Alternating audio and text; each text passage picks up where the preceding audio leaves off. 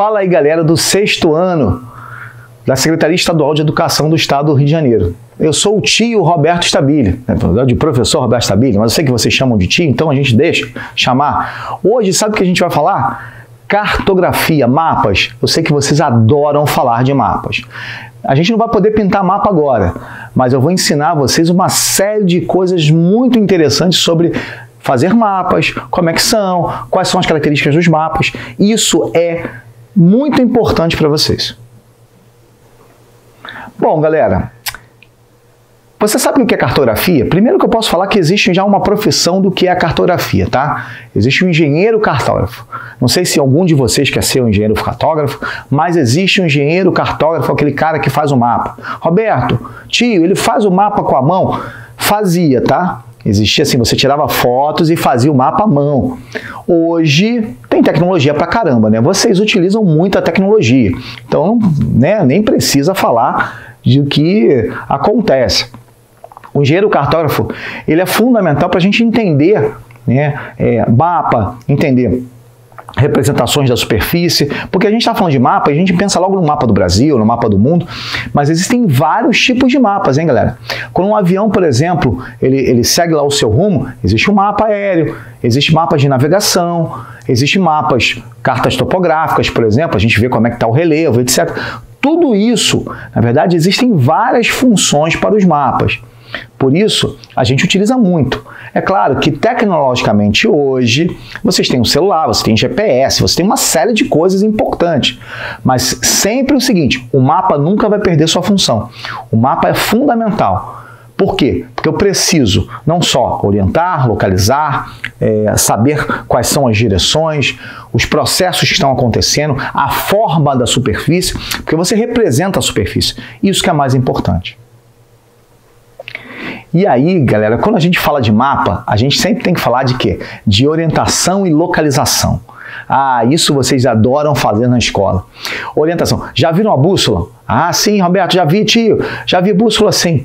Bom, a bússola é muito importante. Na verdade, foi a grande ferramenta da navegação do século XVI, tá?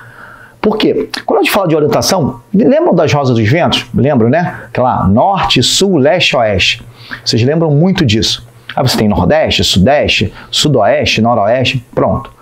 Por que a bússola é tão importante? Sabe por que a bússola é tão importante? Porque a bússola, ela mostrava pra gente o norte magnético. É tipo assim, olha, lá no Polo Norte, ele é muito magnetizado. Então, essa agulha, né, que a gente chama de imantada, você já deve ter visto o imã, ela sempre aponta para o norte magnético. E aí, era tudo que a gente precisava. Em vez de a gente ficar aquele de braços abertos lá, que o sol nasce no leste, se põe no oeste, etc. Não, a bússola já me mostrava onde é que era o norte e pronto. Tudo isso é importante. E aí, depois disso, é claro, né, a gente analisando orientação e localização, tem lá as linhas imaginárias. Roberto, já ouvi falar sobre isso também. Claro que já ouviu. Equador, a linha do Equador, que passa aqui no Brasil, o Trópico de Capricórnio, que também passa aqui no Brasil, entre São Paulo e Paraná, e outras linhas imaginárias, o Trópico de Câncer, Círculo Polar Ártico, Círculo Polar Antártico. Essas são as linhas imaginárias.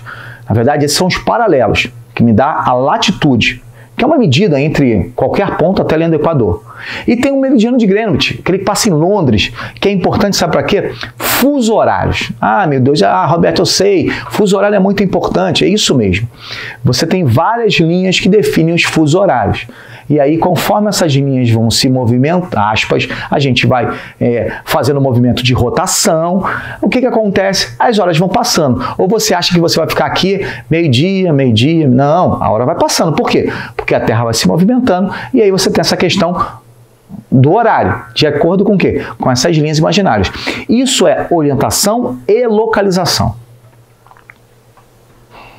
Bom, quando a gente fala de fuso horário, para mim é um dos melhores assuntos possíveis de se falar. Por quê? Porque olha só que interessante. Sabe quantos fusos horários tem no Brasil? Alguns já responderam aí, Roberto, 1, 2, porque só sabe o nosso fuso horário, né? Aquele horário de Brasília são 19 horas. Não, o Brasil tem 4 fusos horários. Já teve 3, passou até 4, se mudou. Hoje nós temos 4 fusos horários. O fuso horário de Fernando de Noronha, o fuso horário de Brasília, que é o nosso, fuso horário de Manaus e fuso horário do Acre. São 4 fusos horários diferentes. Por exemplo, são 9 horas aqui no Brasil, desculpe, aqui em Brasília, são 10 horas em Fernando de Noronha, são 8 horas em Manaus e são 7 horas no Acre. E aí, galera, você fala assim, caramba, Roberto, é muito fuso horário. É isso mesmo. Eu posso, por exemplo, sair daqui do Rio de Janeiro e ir para o Acre e chegar na mesma hora que eu saí daqui do Rio de Janeiro. Como é que isso acontece? Por exemplo, sair daqui do Rio de Janeiro de 9 horas da manhã. Aí eu volto em 2 horas até o Acre. Chego lá no Acre, 9 horas da manhã. Só que lá no Acre, aqui no Rio de Janeiro, já vão ser 11 horas. Ou seja, isso é mais ou menos o fuso horário e vocês também já ouviram falar sobre isso. Bom, quando a gente fala um pouquinho sobre a questão de ambientes, de questões ambientais no Brasil, eu acho que tem algumas coisas que são muito importantes. Uma das coisas muito importantes que a gente precisa falar é sobre o solo. Aí você fala assim, por que, Roberto? Por que o solo é tão importante? Porque a gente precisa utilizar o solo para quê? Ah, Roberto, já sei, eu utilizo o solo para plantar. Sim, se você tem um terreninho em casa e já plantou alguma coisa, às vezes a gente tem assim, a gente passa por um local e fala assim, caramba, ali tem uma plantação tal, olha lá que maneiro. Então, a utilização do solo é fundamental para o nosso dia a dia, porque a gente tem que se alimentar, não é isso? Ah, Roberto, o arroz, o feijão, a batata, vem da onde? Vem dessa plantação, vem desse solo. Por isso que o solo é tão importante. Quando você degrada o solo, quando você contamina o solo, consequentemente ele fica infértil. Ele não vai me dar mais a plantação, mais o alimento que eu preciso para o meu dia a dia. Então, os processos de degradação, né, e aproveitamento do solo, e aí você tem que distinguir isso, porque você tem que aproveitar de forma adequada o solo sem degradar ele, sem destruir. E isso na agricultura é um elemento importantíssimo, galera, importantíssimo. Por quê? Porque a gente tem que levar em consideração que o solo é a nossa principal fonte de alimentos. O solo é tudo pra gente, tudo é o solo.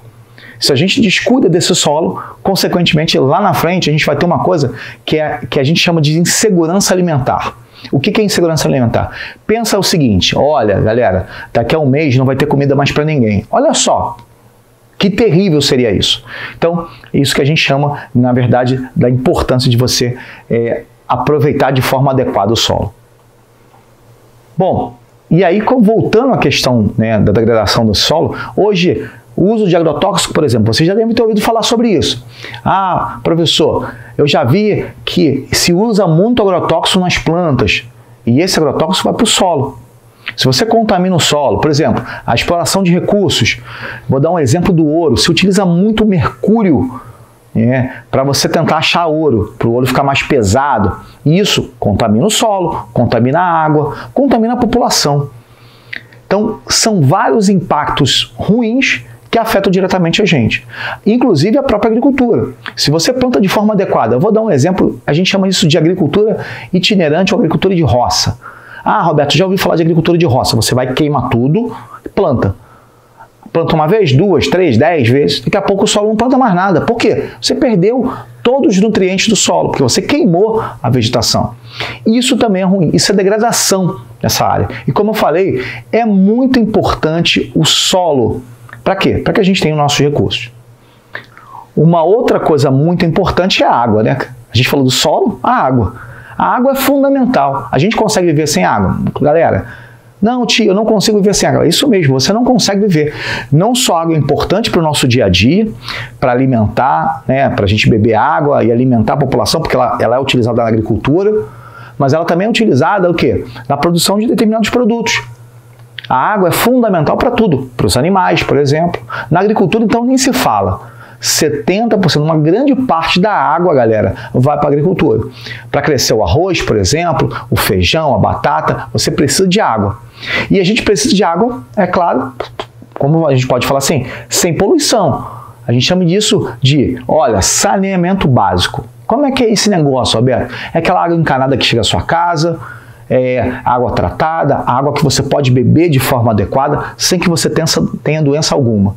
Não somente, mas no momento em que você descarta essa água vai ser tratada para que ela não vá para os rios e contamine os rios. Quando você não tem isso, o que acontece? Você degrada o meio ambiente, você, infelizmente, afeta a sua saúde e entre outros aspectos. E isso é uma característica muito, muito comum, infelizmente, no Rio de Janeiro, porque nem todo mundo tem esse saneamento básico. Claro, se todo mundo, né, como a gente falou, não tem, se grande parte da população não tem saneamento básico, essa população fica mais, aí eu vou falar um termo, galera, e eu vou explicar isso, vulnerável. Ou seja, pensa o seguinte, olha, eu estou bebendo uma água que não é legal, eu vou ter dor de barriga? Vou. Eu vou passar mal? Vou. Eu vou ter que ir ao hospital? Vou. Então é isso que a gente chama de vulnerável. Por quê? Você fica à mercê, ou seja, fica pertíssimo das doenças. Então o saneamento básico para a gente é muito, muito importante. Por isso que toda vez que a gente reclama e vai votar, olha galera, olha, traz saneamento básico para a gente, faz a obra aqui, traz água potável para a população, para que a gente não sofra mais. Esse é o nosso principal objetivo. Essa, para mim, é uma das principais transformações do Brasil. A gente precisa de água tratada para todo mundo. Eu não posso ter parte da população com água tratada e parte da população sem essa água, porque isso vai contaminar a população, isso vai fazer com que as pessoas tenham mais doenças, as pessoas vão mais para o hospital, e isso é saúde, isso é qualidade de vida, e a gente precisa disso. Então, galera, esperem aí que daqui a pouco a gente tem mais aulas falando um pouquinho mais sobre a questão ambiental.